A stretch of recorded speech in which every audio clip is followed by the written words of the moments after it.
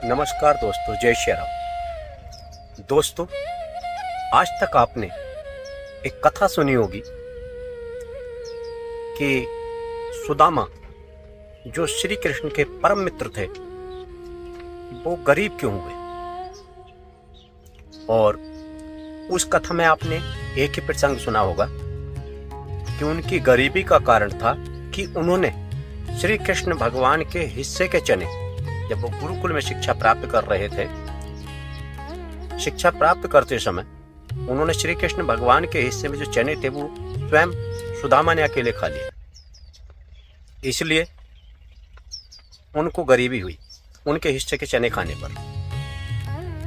किंतु दोस्तों, क्या आप इसके पीछे का कारण जानते हैं कि सुदामा ने भगवान कृष्ण के हिस्से के चने क्यों खाए थे, क्यों उन्होंने गरीबी ली? आइए हम इसके बारे में आज आपको बताते हैं। श्री कृष्ण भगवान और सुदामा दोनों परम मित्र थे और ऋषि संदीपनी जी के आश्रम में गुरुकुल में वो शिक्षा ग्रहण करते थे। शिक्षा ग्रहण करते समय एक दिन श्री कृष्ण भगवान और सुदामा को वन में लकड़ी काटने जाना था। उस समय आश्रम में कुछ खाना बना हुआ नहीं था, तो गुरु माँ ने सुदामा से कहा कि सुदामा, एक काम करो, आप थोड़े मेरे पास चने हैं, उन्हें हुए इन चनों को ले जाओ और दोनों मिलकर जंगल में जब भूख लगे तो इन चनों को खा लेना। एक पोटली में चने बांध करके उन्होंने सुदामा को दिए, किंतु सुदामा ने वो चने वहीं आश्रम में ही रख दिए और जाने में कुछ समय होने के कारण वो उस समय चने नहीं उठा पाए। वो आश्रम में किसी और कार्य में व्यस्त थे। उसी समय कुछ समय बाद ही ऋषि दुर्वासा जी का आश्रम में आगमन हुआ। ऋषि दुर्वासा बहुत क्रोधी ऋषि थे, इसके बारे में भी आपने कथा सुनी होगी।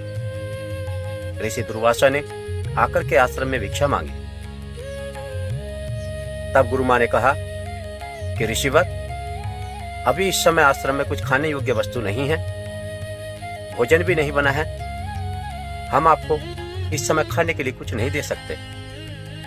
इस पर ऋषिवर ने ध्यान किया और ध्यान करके देखा कि आश्रम में चने रखे हुए हैं, वही पोटली जो सुदामा को दी थी, क्योंकि सुदामा और कृष्ण भगवान उस समय जंगल को गए नहीं थे, वहीं आश्रम में ही किसी कार्य में व्यस्त थे। तब उन्होंने देखा कि चनों की पोटली रखी है, किंतु मुझे यह कहा गया है कि खाने के लिए आश्रम में कुछ नहीं है, क्योंकि विधि का विधान था, होनी बलवान थी। उसी के चलते ऋषि दुर्वासा ने श्राप दे दिया कि जो व्यक्ति भी आपके आश्रम में रखे हुए इन चनों को खाएगा वह निर्धन हो जाएगा। जब यह श्राप उन्होंने दिया, उस बात को सुदामा जी कहीं आसपास ही सुन रहे थे। सुदामा जी ने देखा कि यह पोटली अगर मैं लेकर के जाता हूं और कृष्ण भगवान को भी अपने साथ में इन चनों को खाने के लिए देता हूं, तो जो इस जगत को देने वाला है, जो सबका पालनहार है, अगर वही निर्धन हो जाएगा तो फिर मांगने वाले कहां जाएंगे, वो किससे मांगेंगे। यह बात विचार करके सुदामा ने वो पोटली वहां से उठाई और जंगल में कृष्ण भगवान के पास में चले गए। कुछ समय बाद जब लकड़ी काटने के बाद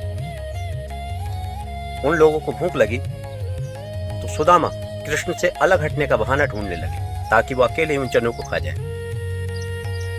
मौका पाकर के सुदामा ने अकेले में कृष्ण भगवान के हिस्से के चने भी खुद खाए। कृष्ण भगवान ने पूछा भी कि क्या माता ने कुछ खाने के लिए दिया है? तब सुदामा ने कहा, नहीं, माता जी ने खाने के लिए कुछ नहीं दिया है। कृष्ण भगवान भी जानते थे, किंतु विधि का विधान था। सुदामा ने वह चने खा लिए और उन चनों को खाने के बाद ऋषि दुर्वासा का श्राप उनके ऊपर पूरा हो गया। दोस्तों, सुदामा भी जानते थे कि इन चनों को खाने के बाद मुझे पूरे जीवन गरीबी से गुजरना पड़ेगा, किंतु उन्होंने गरीबी में रहना पसंद किया और अपने मित्र के साथ अपनी मित्रता निभाई। इसको कहते हैं मित्रता। ये जानते हुए कि इन चनों को खाने से मैं गरीब हो जाऊंगा, फिर भी उन्होंने स्वयं कृष्ण भगवान के हिस्से के चने भी स्वयं खा लिए। लोग कहते हैं कि सुदामा ने उनके हिस्से के चने खाए, तभी वो गरीब हुए। सुदामा ने ये अपयश स्वीकार किया, किंतु अपने मित्र का गरीब होना स्वीकार नहीं किया, क्योंकि वो जानते थे कि यदि ये देने वाले तीनों लोकों के स्वामी यदि दुर्वासा ऋषि के श्राप से स्वयं निर्धन हो जाएंगे, गरीब हो जाएंगे, तो फिर मांगने वाला कहाँ जाएगा? ये राजा होकर के अगर गरीब हो जाएंगे तो मांगने वाला किससे मांगेगा?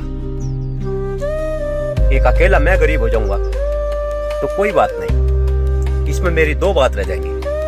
एक तो मेरी मित्रता कि मैं अपने मित्र को कभी गरीब नहीं होने दूंगा, और दूसरा इस संसार के लिए मैं अकेला अगर गरीब हो जाऊं और मेरे अकेले गरीब रहने से न जाने कितने लोगों को धन मिल जाए, तो इसमें मेरा ये स्वीकार करना ही अच्छा है।